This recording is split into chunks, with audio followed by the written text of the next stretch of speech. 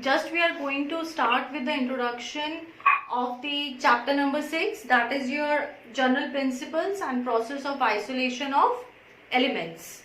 Now over here with the introduction, moving ahead, we say that earth is divided into the three parts, we can say. Your atmosphere, another one is your lithosphere, third one is your hydrosphere. When we say about the lithosphere, lithosphere is a layer in which most of the elements are present over that layer. Now the presence of the elements, can be of the in the two states, that is your native state and another one is a combined state. When we say about the native state means that these particular elements do not get affected by the moisture, your air, in that you can say oxygen, carbon dioxide, etc. Therefore, in the case of the native elements, your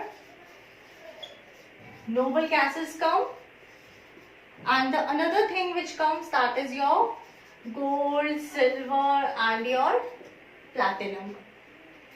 When we talk about the combined state, in the case of the combined state, your elements which are going to be affected by your moisture, air, all that elements come over the combined state, like your iron. Iron, we all are very familiar that it readily gets attacked by the water or the moisture. We can say your nickel, copper and so on. So these are the two states in which elements are present. Now coming to the abundance of the element,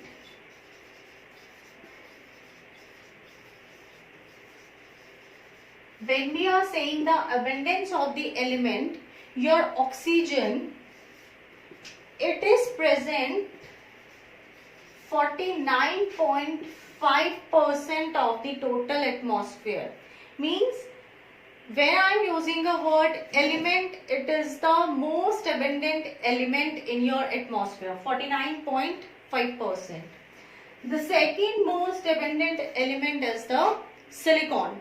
Your silicon is 27.7%. Then your third most abundant element is aluminium, which is 8.3%. Now if you look over here, these two are the non-metals and this one is the metal. After this aluminium, we have the iron, calcium, sodium, potassium and so on.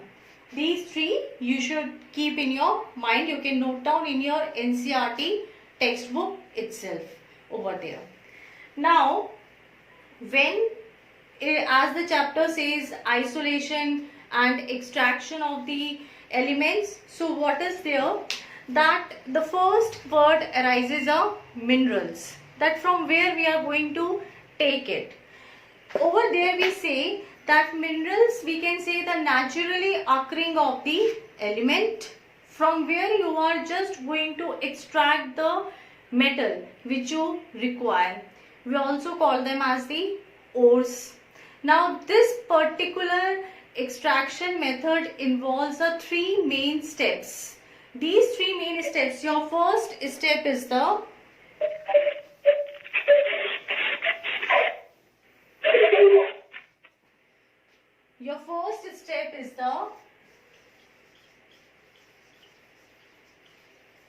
concentration of ore. Then your second step is the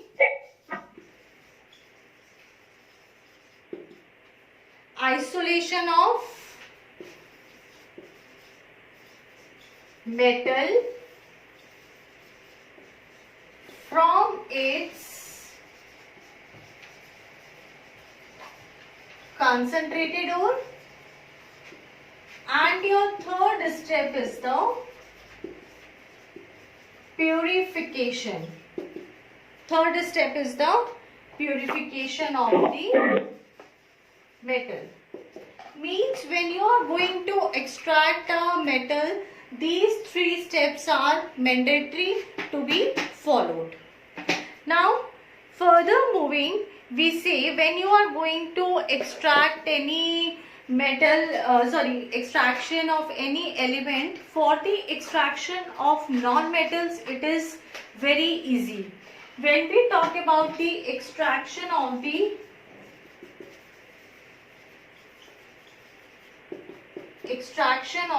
non-metals, it is very easy.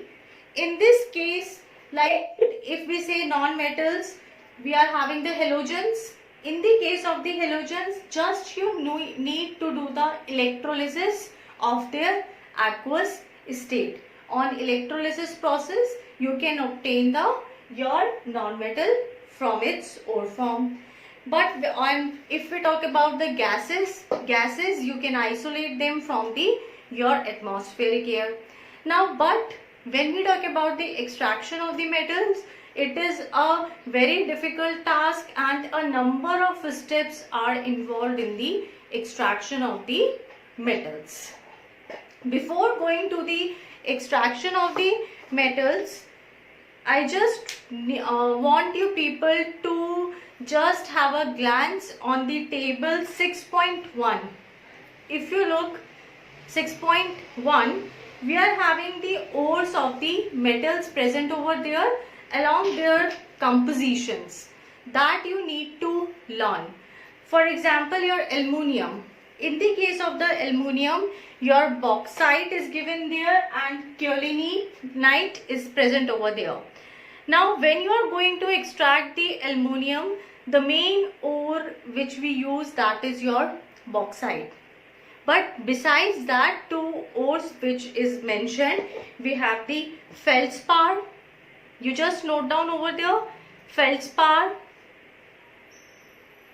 Spellings I am just writing on the board.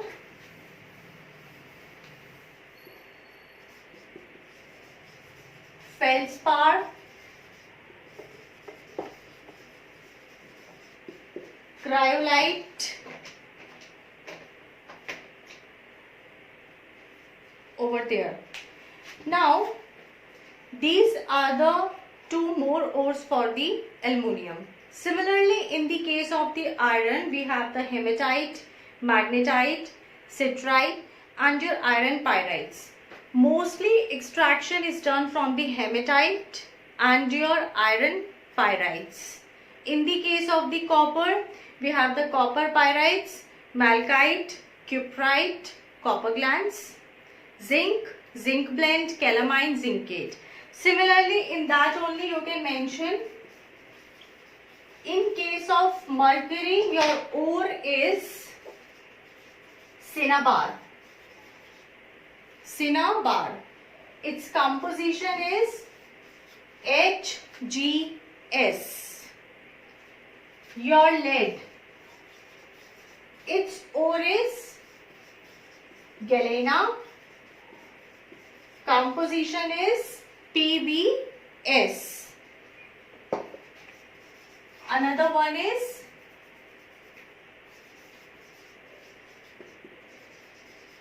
magnesium. Magnesium ore is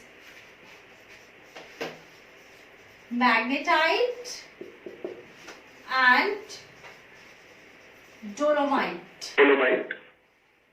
Its composition is MgCO3. Dolomite composition, what will be its composition? CaCO3.